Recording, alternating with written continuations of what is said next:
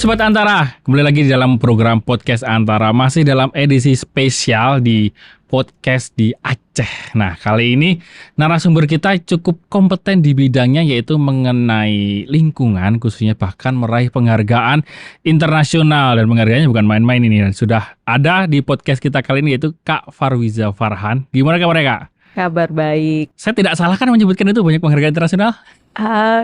Ya nggak salah sih. Nggak, tapi penghargaan itu bukan yang kita bicarakan utama ya, tapi lebih itu untuk menjadi simbol aja untuk sebuah pergerakannya ya. Nah, tapi yang saya tanyakan pertama nih Kak Wiza, bahwa terakhir mendapat penghargaan kan Raymond Magsaysay 2024 ya.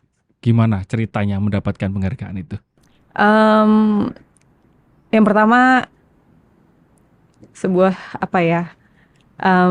privilege buat saya ketika pertama kali mendengar kabar bahwa saya dipilih menjadi salah satu awardee Raymond Magsaysay 2024. Waktu itu kayak kaget banget.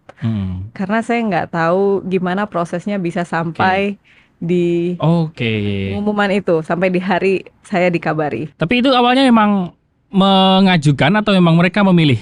Saya nggak tahu. Oh, berarti emang out of nowhere ya yang... Benar-benar nggak tahu proses di balik layar.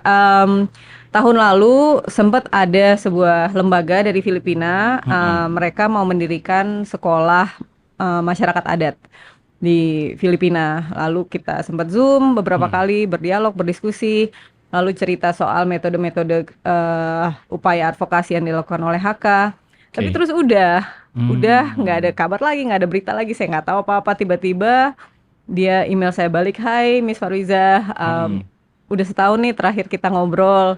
Direktur saya pengen ngobrol sama kamu." Terus saya kayak, oke, apakah mungkin sekolahnya udah jadi, dia mau ngabarin atau apa gitu kan. Terus ya udah, saya terhubung dengan Miss Susan Afan yang ternyata direktur Ramon Magsaysay Foundation. Dan itu kayak saya kaget banget sih, karena saya tahu Ramon Magsaysay Award ini. Saya tahu betapa prestigious award ini. Nobel Asia ya. Iya, saya memahami bahwa award ini tuh diberikan untuk orang-orang yang track record bekerjanya itu sudah puluhan tahun. Orang-orang yang sudah solid dan pasti, yang tidak akan ini bukan hal kecil, ini adalah hal yang amat sangat serius. Dan benar-benar nggak terbayangkan bahwa satu, mereka bisa menemukan saya. Yang dianggapnya sebenarnya kurang berperan, tapi sebenarnya besar Kak bisa di situ. Iya, dan mereka percaya untuk memilih saya sebagai salah satu awardee. Itu sebenarnya responsibility yang sangat besar.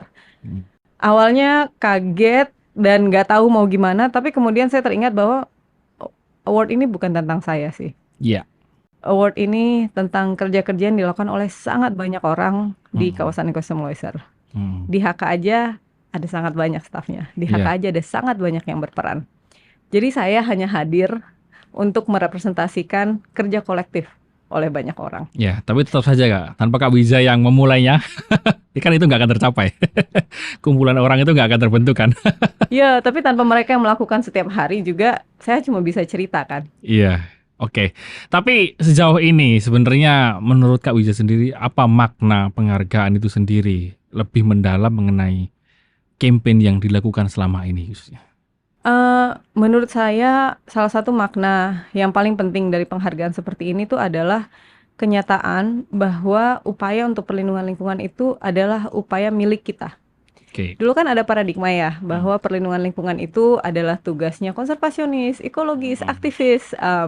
Tapi kenyataannya selama saya bekerja di Yayasan HK, selama saya mendedikasikan diri untuk kawasan ekosistem Loiser, ada sangat banyak masyarakat di tingkat tapak, orang-orang yang bukan berlabel konservasionis. Mungkin mereka itu guru, mereka punya sekolah, mereka pengajar agama. Mereka juga punya peran besar untuk pelindungan lanskap ini. Dan saya pikir makna penghargaan ini adalah upaya untuk meng-highlight kerja-kerja yang dilakukan oleh sangat banyak orang. Dan upaya untuk meng-highlight bahwa kawasan ekosistem Loiser itu adalah daerah yang penting dan sangat layak untuk dilindungi. Tapi sebelum jauh nih kita ngobrol mengenai makna mengenai lingkungan sendiri Kak, saya justru pengen menarik jauh lagi tapi ke belakang nih, tentang Kak Wiza sendiri. kenapa suka lingkungan gitu? Dalam arti memilih menjadi aktivis. Saya orang yang lahir dan besar di Aceh. Kalau melihat Aceh 38 tahun ke belakang, waktu saya masih kecil, Aceh itu daerah yang amat sangat asri.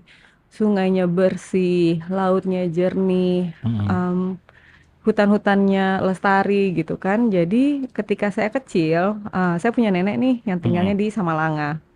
Dulu keluarga kami sangat sering liburan ke Samalanga. Kita nggak liburan jauh-jauh ke luar negeri. Kita liburan ke kampung nenek.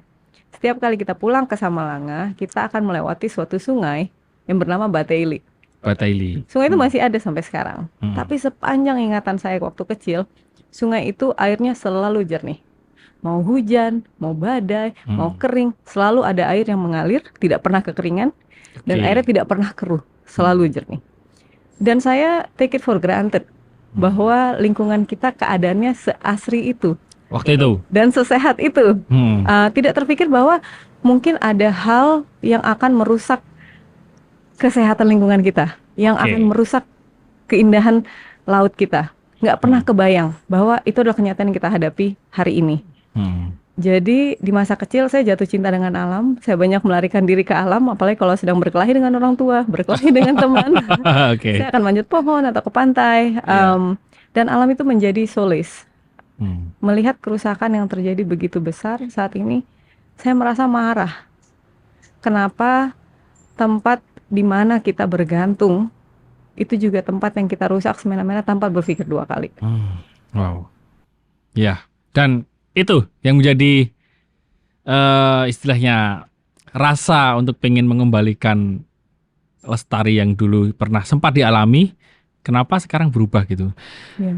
Tapi yang dirasakan sebenarnya Kak Wiza, perubahan seperti apa yang sampai membuat turnover Kak Wiza itu membuat ini kayaknya aku harus bergerak nih gitu. Contoh kecil ya, dulu tuh rumah saya di Darussalam kan, di dalam kampus Unsiah. Dulu tuh di dekat rumah ada semacam bukit kecil dan area yang hijau tempat saya bermain. Dulu waktu kecil saya tuh sangat penasaran dengan berbagai tumbuh-tumbuhan, sampai kepikiran pengen punya botanic garden karena di waktu kecil kan nggak tahu ya apa sih konsep botanic garden itu, cuma pengen kayak ada tempat di mana banyak tumbuhan bisa tumbuh di sana. Lalu agak sedikit lebih besar ketika saya SMA, saya snorkeling untuk pertama kalinya di Pantai Ibo di Pulau Weh. Waktu itu tuh ngelihat terumbu karang yang berwarna-warni bagus banget, terus ngelihat ikan yang bermacam-macam, membuat saya berpikir ya ampun, apa ya yang bisa saya pelajari, kuliah apa ya nanti supaya saya bisa bekerja dengan melakukan ini setiap hari. Pekerjaan apa yang akan membolehkan saya snorkeling, diving setiap hari. Jadi di titik itu saya memutuskan, oh saya pengen jadi marine biologist. Soalnya marine biologist itu tugasnya yang meneliti terumbu karang, meneliti kehidupan di bawah laut. Itu yang ada di kepala saya. Ketika saya benar lulus dari kuliah marine biology, pulang ke Aceh, kembali ke pantai yang sama di tahun 2007 setelah tsunami, setelah perjanjian damai, melihat bahwa terumbu karang di Pantai Ibo sudah nggak ada. Nggak ada? Sudah hancur, sudah rusak. Warna-warna yang tadinya begitu nyata. Itu selang berapa tahun berarti? Setelah terakhir kali melihat indah? 6 tahun. 6 tahun ya? 6 tahun. Selang 6 tahun, terumbu karangnya sudah hilang. Dan itu membuat saya amat sangat patah hati.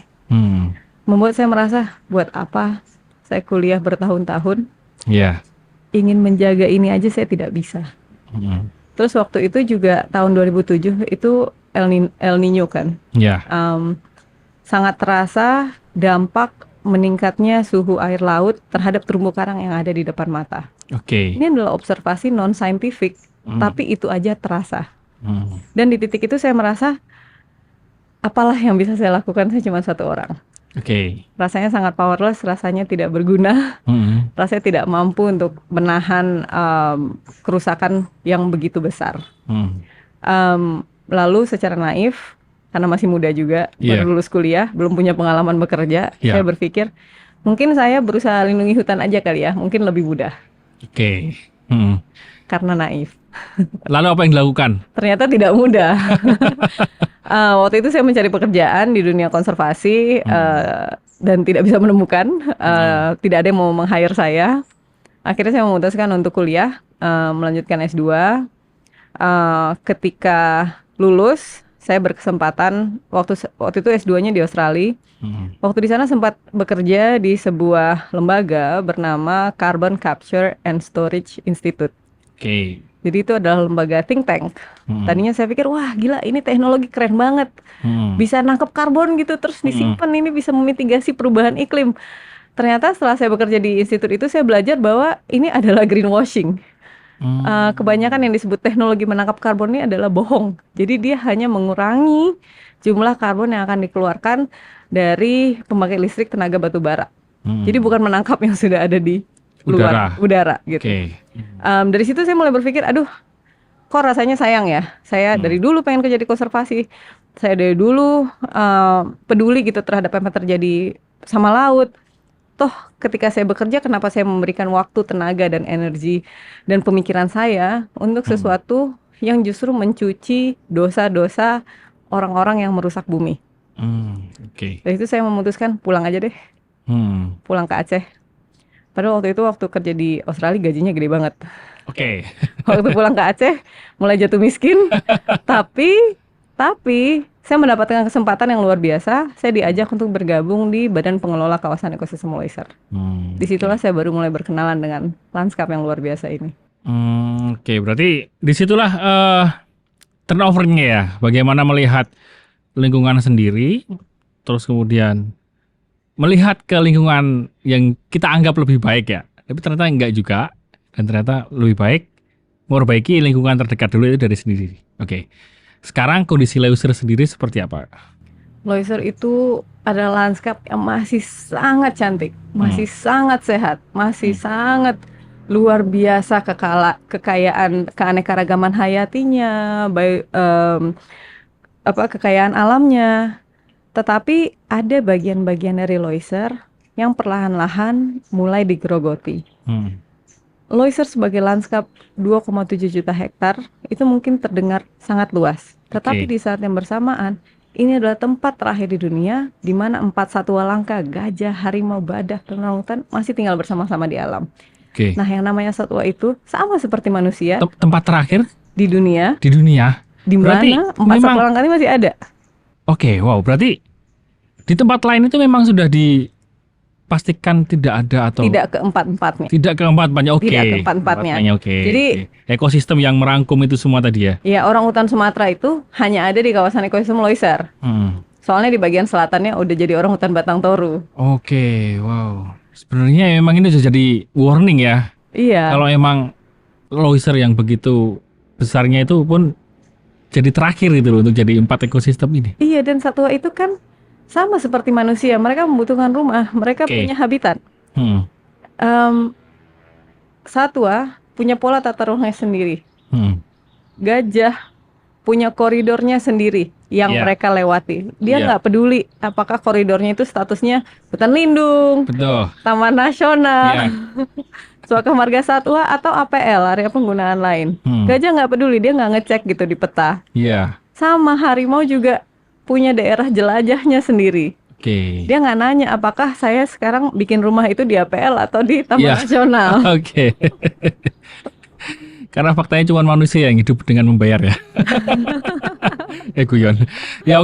Berarti Loiser merupakan salah satu tempat terakhir yang ini fakta yang cukup mencengangkan ketika sebenarnya kita di sisi lain memiliki kesempatan untuk mengembangkan itu menjadi lebih luas harusnya ya, sehingga ekosistemnya jadi lebih luas bagi mereka, tapi kita tidak mengganggu atau bahkan. Sebenarnya kalau pendapatku gini, bukan berarti manusia nggak punya hak hidup. Betul. Hanya karena ada hewan di situ. Bukan berarti juga hewannya harus dihilangkan hak hidupnya karena manusia menginginkan areal tersebut. Banyak tumpang tindih di antara area yang disukai oleh satwa, seperti area yang dilewati oleh koridor gajah, dan area yang disukai oleh manusia. Terutama area-area seperti hutan dataran rendah. hutan dataran rendah itu kan area yang nggak terlalu bergunung curam, Ya. tanahnya relatif landai. Biasanya di area ini tuh banyak pohon-pohon besar, yang kalau kita melihat pohon dari nilai kayu itu satu perkara, kalau kita melihat pohonnya dari nilai jasa lingkungan itu adalah perkara yang lain. Oke. Nah, di daerah ini juga biasanya karena pemerintah kita di penataan ruang kita itu mengukur area yang dijadikan hutan lindung atau hutan produksi atau APL itu berdasarkan 3 kriteria. Yang pertama kriteria jenis tanah, yang kedua kriteria curah hujan, dan ketiga kriteria kelerengan. Jadi area-area yang relatif landai, yang relatif tidak rawan longsor, itu dijadikan area penggunaan lain. Dialokasikan untuk perusahaan, membuka kebun-kebun monoculture, dialokasikan untuk pertambangan, dialokasikan untuk industri. Satwa juga menyukai area hutan dataran rendah.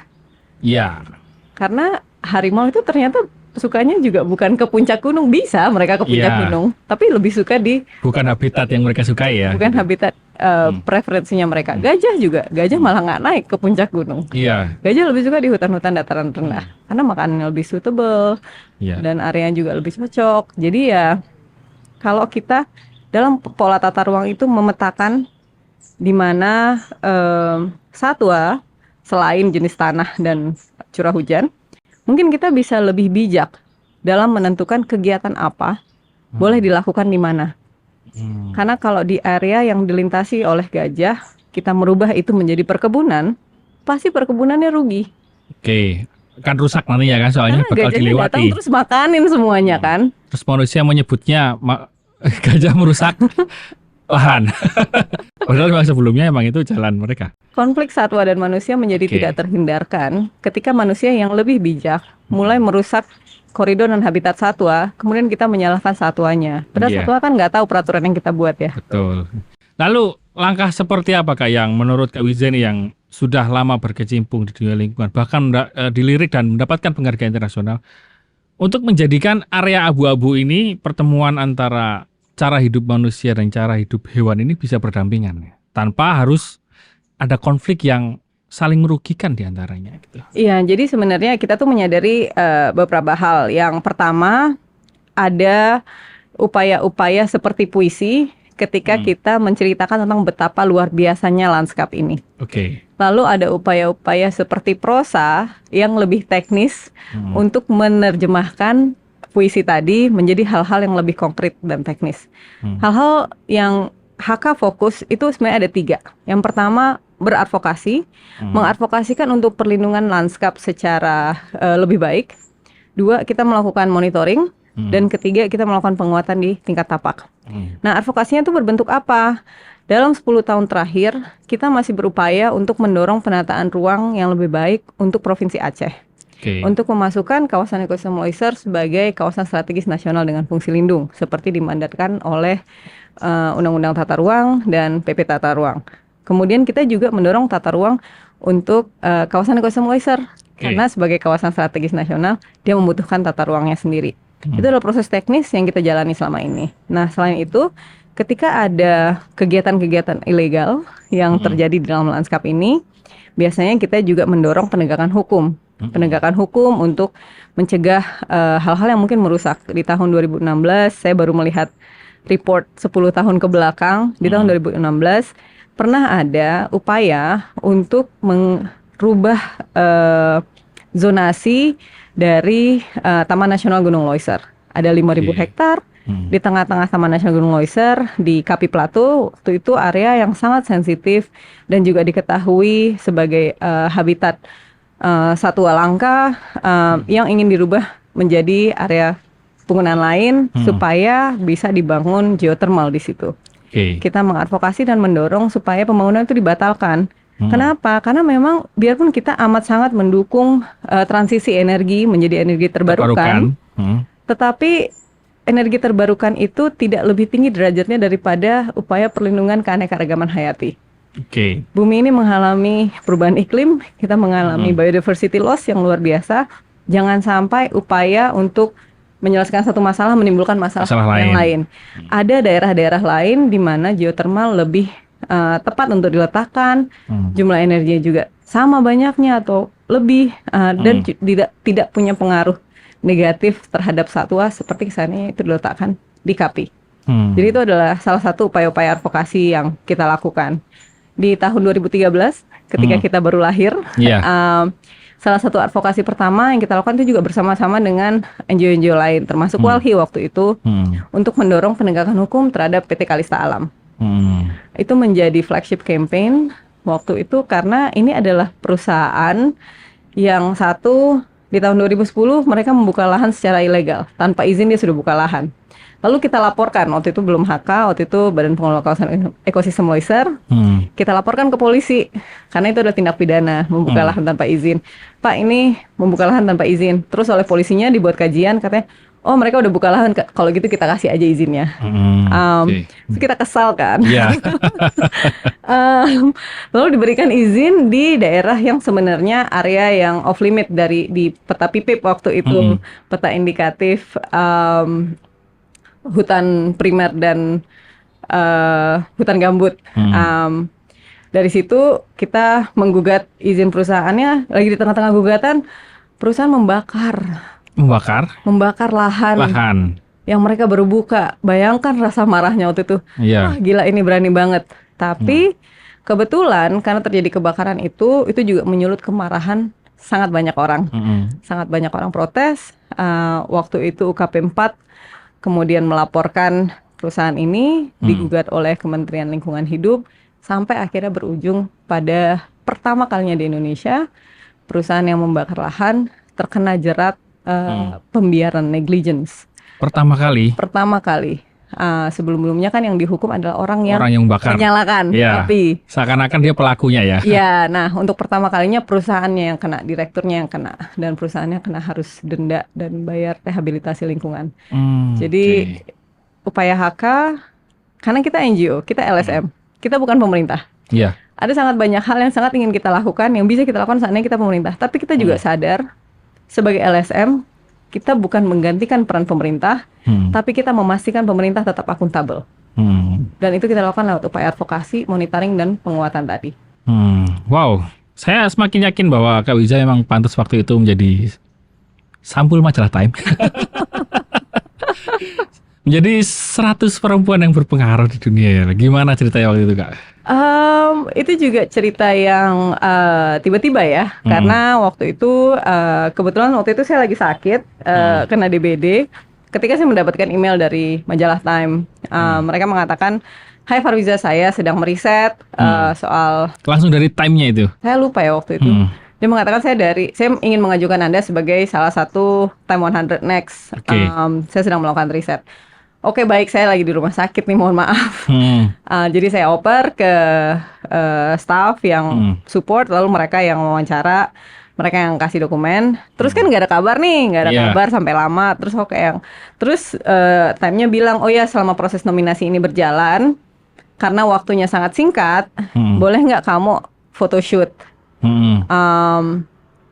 Waktu ditanya, photoshoot, oke, ini nggak tahu bakal jadi apa, tapi oke lah, photoshoot aja. Terus mereka yang koordinasi photoshootnya, terus mereka tanya, ada nggak stylish dan makeup artist yang biasa kamu pakai? Yang proper gitu maksud mereka ya mungkin. Terus aku kayak, stylish, makeup artist, emang gue siapa gitu kan? Emang pekerjaan gue apa gitu? Nggak terbayang itu bakal jadi cover ya? Nggak kebayang sama sekali. Lalu setelah selesai photoshoot, saya juga waktu itu nggak tahu akan terpilih atau enggak. Setelah itu beberapa bulan kemudian mereka ngabarin, katanya Farwiza selamat, kamu terpilih jadi salah satu Time 100 Next. Tapi kan ada 100 orang ya, jadi apalah saya ini. Terus mereka bilang, boleh nggak kamu hadir di event gala kita di New York, karena kita pengen menjadikan kamu salah satu cover. Nanti akan ada 4 cover. Yang lain bisa hadir. Kalau nggak bisa hadir ke gala, mungkin nggak bisa untuk dijadikan cover. Waktu itu. Terus aku kayak, waduh, udah ada komitmen lain. Udah ada komitmen lain, dan komitmennya nggak bisa dibatalkan. Jadi ya udah, aku memutuskan mohon maaf aja sama majalah Time. Maaf banget, aku nggak bisa hadir karena ada komitmen lain. Dan ini benar-benar nggak bisa dibatalin. Jadi ya udah aku pasrah. Terus ya udah aku nggak bisa datang. Tiba-tiba di suatu hari Kamis sore, Farah waktu itu yang di kantor bilang, Kawi masuk cover majalah Time. Oke, hah? Apa? Yang dari foto dikirim awal itu kali ya? Iya, karena aku juga nggak lihat kan hasil fotonya seperti apa. Berarti memang sebenarnya nggak bisa, tapi karena maksudnya nggak bisa dijadikan cover karena udah di ultimatum kalau nggak datang, nggak bisa, kemungkinan nggak jadi cover nih. Dan ternyata tetap jadiin cover. Sebenarnya gini, saya nggak tahu proses yang terjadi di balik layar ketika tim redaksi berdiskusi menentukan agenda setting untuk seharusnya seperti apa. Jadi karena begitu banyak hal di luar kuasa kita, begitu banyak hal di luar kontrol kita. Jadi waktu itu mungkin saya yakin ada seseorang yang mengadvokasi, merasa bahwa ini penting, apapun alasan yang mereka miliki, apapun alasan yang mereka pilih, sehingga itu bisa terjadi. Biarpun saya nggak tahu orang itu siapa, dan dalam redaksi newsroom mereka lah ya. Di dalam newsroom mereka, dan kenapa orang itu berpendapat seperti itu, saya nggak bisa jawab. Jadi kalau ada yang nanya gitu kan, Kak Wiza gimana bisa mendapatkan cover majalah Time, gimana bisa mendapatkan award ini, gimana bisa sama Leonardo DiCaprio, banyak hal saya nggak tahu. Banyak hal itu berangkat dari ada seseorang di luar sana yang percaya bahwa penting untuk meng-highlight cerita kami yang ada di kawasan ekosistem Loiser dan membawa itu ke ranah yang lebih luas.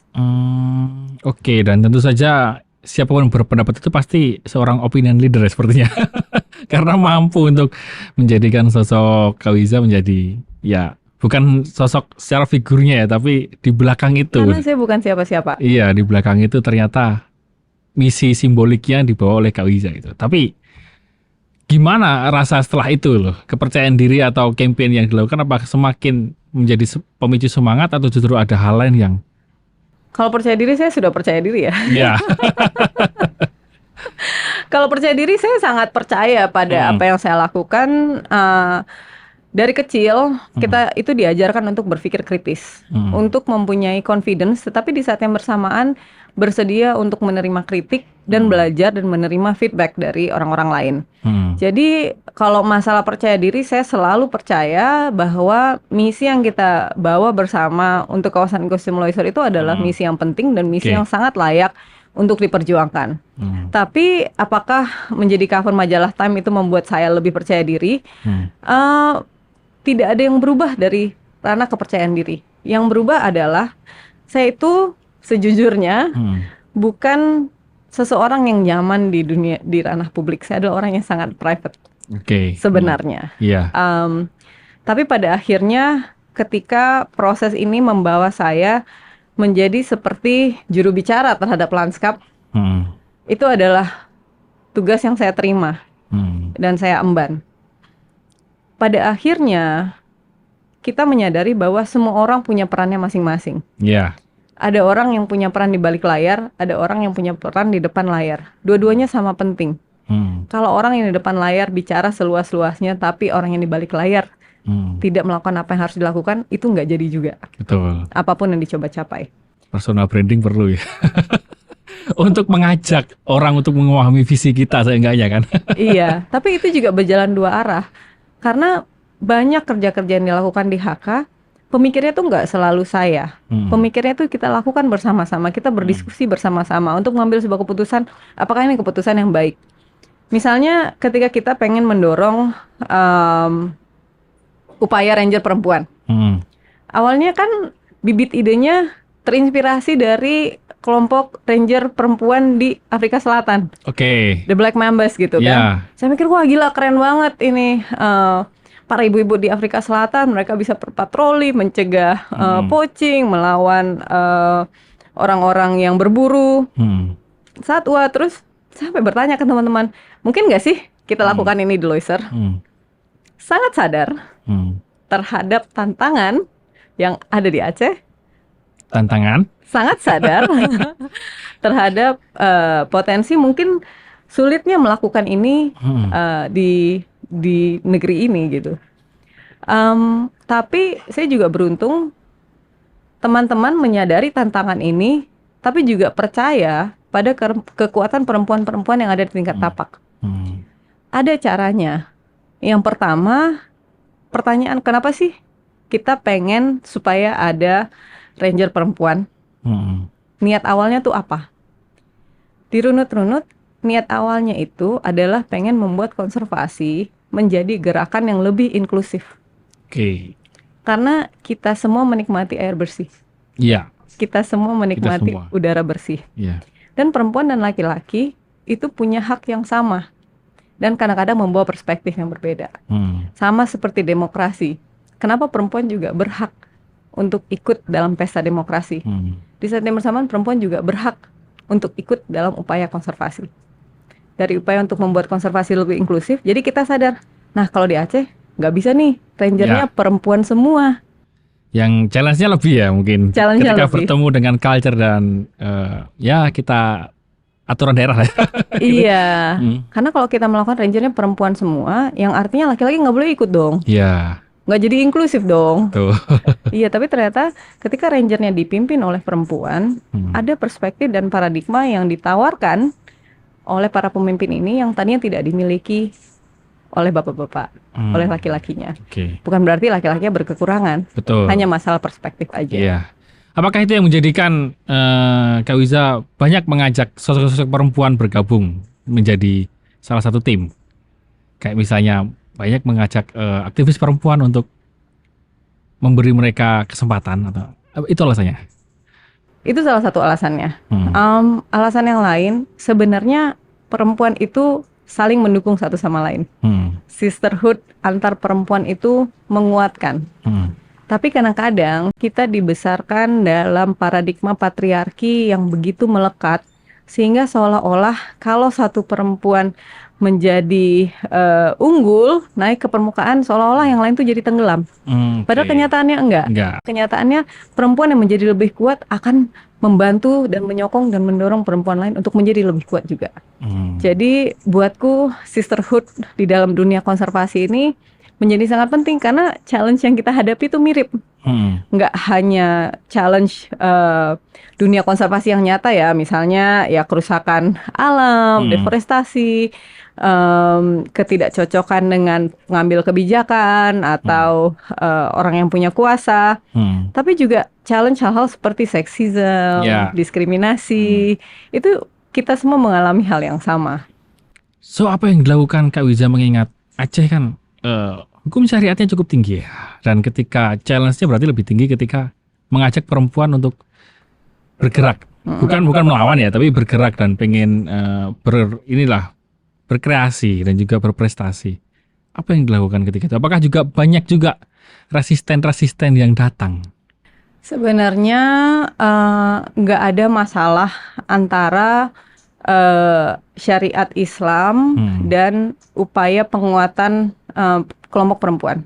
Karena sebenarnya pada esensinya Islam itu adalah agama yang amat sangat feminis. Dalam Islam itu ada sangat banyak komponen yang mengingatkan kenapa perempuan itu penting. Contoh terkecil deh yang kita selalu dengar kalau ditanya surga di mana? Ibu? Di telapak kaki ibu gitu kan. Dan itu 3 kali diulang. Itu angkat derajat wanita ya sebenarnya. Angkat derajat wanita. Tapi sekarang yang menjadi masalah kan adalah persepsi mengenai implementasi syariat itu sendiri.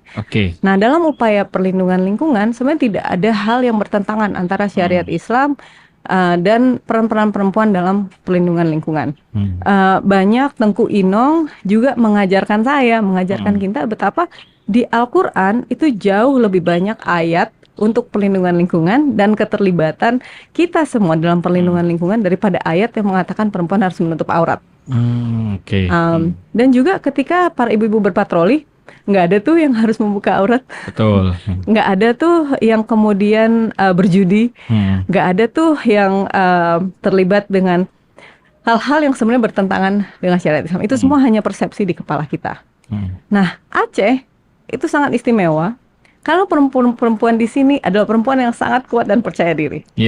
Dari dulu Aceh itu dikenal dengan pahlawan-pahlawan perempuannya. Dari dulu Aceh itu dikenal bahwa perempuan Aceh itu adalah perempuan yang bekerja. Bahkan dalam pakaian adat aja, perempuan Aceh itu pakai celana. Iya. yang menunjukkan jauh lebih besar upaya kita untuk mengambil peran-peran di ranah sosial dan di ranah ekonomi. Kita bukan, perempuan Aceh tuh bukan perempuan yang duduk di rumah sekedar menerima dan manut dan nurut, bukan itu paradigma soal perempuan Aceh. Perempuan Aceh itu adalah orang-orang yang kuat, yang berdaulat dan mandiri. Dan upaya kami untuk melakukan penguatan terhadap kelompok perempuan dan masyarakat di tingkat tapak itu hanya mengembalikan dan merestorasi relasi tadi. Tapi sempat ada resistensi itu nggak ketika melakukan hal itu? Ketika kita secara sadar kita datang ke masyarakat dan kita memperkenalkan sebuah konsep, resistensi itu pasti ada di awal. Tapi ketika kita berdialog, kita belajar untuk mendengar, proses itu juga mulai penerimaan itu juga berjalan dengan baik. Karena mau nggak mau, contohnya gini deh, kalau misalnya saya datang ke kantor Antara, terus bilang Antara harusnya melakukan ABC, pasti kesel kan? Iya. Siapa ini orang? Tiba-tiba ya? Iya, tiba-tiba. Tapi kalau misalnya saya datang, terus nanya gitu, apa sih challenge yang dihadapi? Ada nggak sih yang bisa saya bantu? Mungkin saya datang dengan satu ide tertentu, tapi ada challenge yang dihadapi yang mungkin kita bisa support dan ketemu di tengah. Contohnya yang dilakukan oleh teman-teman di Desa Tenggulun. Desa Tenggulun itu adalah desa yang dikelilingi oleh kebun sawit. Masyarakatnya mengalami kemiskinan yang luar biasa di daerah sana, tapi juga mereka punya banyak potensi.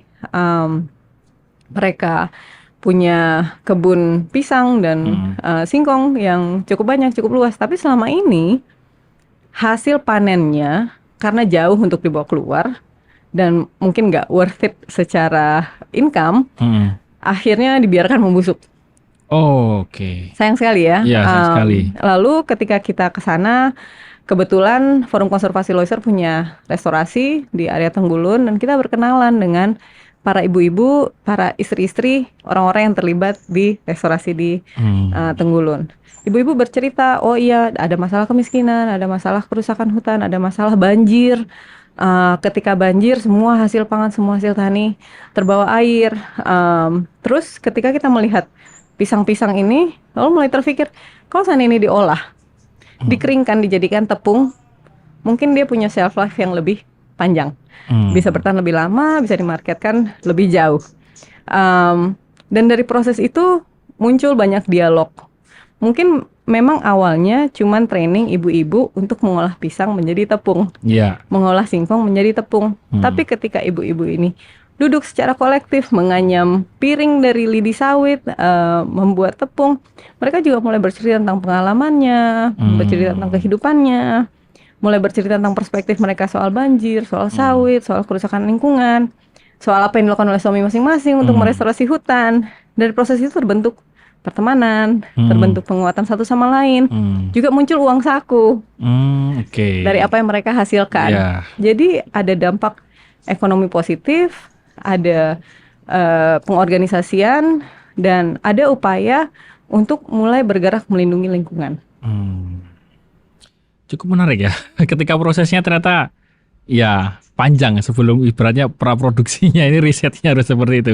Tapi kalau kita boleh intermezzo nih Kak Wiza, pengalaman apa yang paling menarik selama ini menjadi seorang aktivis lingkungan yang paling berkesan dan tidak akan terlupakan mungkin seumur hidup?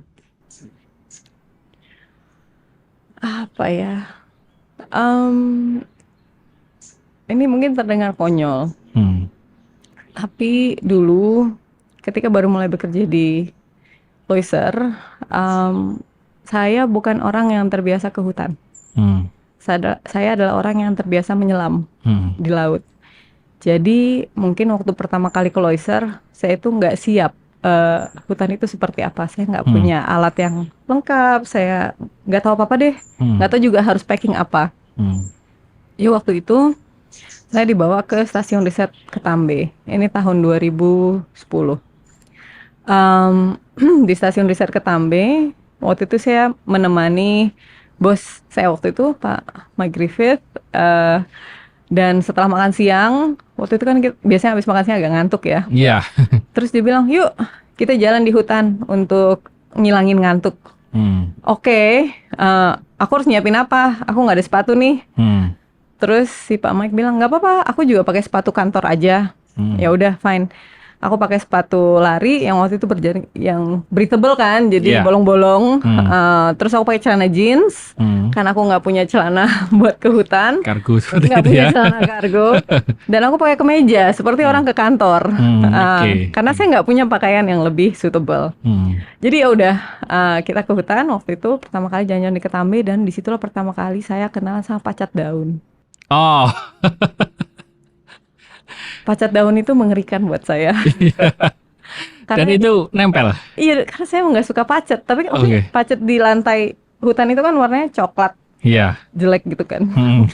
Kalau pacat daun tuh warnanya bagus. Tapi dia juga mengerikan karena dia bisa melemparkan dirinya, nempel di bagian atas badan. Itu naik? Enggak, dia nggak naik, dia tuh jatuh dari pohon. Atau dia launching dirinya tuh kayak dari pohon tuh twing, dia lompat ke kita. Itu sangat mengerikan buat saya. Jadi saya berusaha lari dari pacat daun itu. Adalah hal yang bodoh karena tentu Anda tidak bisa lari dari pacat. Jadi saya lari, terus kan banyak banget pacat udah nempel di jeans ini, dan sepatunya breathable. Jadi pacatnya masuk, membuat saya semakin panik. Terus kayak saya nggak tahu harus gimana, benar-benar panik. Udah mulai anxiety gitu kan. Sementara saya ini hari pertama bekerja, gimana dong? Ini baru mulai bekerja, ntar udah dipecat karena nggak becus. Sampai waktu itu bos saya, Pak Mike, pegang bahu, terus bilang, Wiza, calm down. Saya udah palpitating nih. Gimana? Nempel semua. Udah stres. Tapi dia ngutipin ini pacat-pacat yang nempel di sepatu. Saya sampai nggak enak hati. Ini orang bos saya loh, dia ngutipin pacat dari kaki saya. Terus kan dia ngutipin itu, saya ngeliat ke atas. Nah waktu saya ngeliat ke atas, saya ngeliat ada anak orangutan sama ibunya lagi ngeliatin saya. Anak orangutan? Anak orangutan. Dan itu pertama kalinya saya ketemu orangutan Sumatera. Dan pertama kali kontak ya? Pertama kali lihat-lihatan. Mungkin dia mikir, orang bodoh macam apa ini? Pekerja hutan tapi takut dengan makhluk yang ada di hutan. Iya, exactly. Dan waktu itu setelah kita keluar, Pak Mike bertanya, kalau kamu segitu takutnya sama pacat, kenapa kamu pengen melindungi hutan? Wah, identity crisis ya. Tapi waktu itu saya benar-benar berpikir bahwa hutan itu lebih dari sekedar tempat pacat tinggal. Hutan itu memberikan sangat banyak jasa lingkungan yang kita nikmati tanpa kita pertanyakan.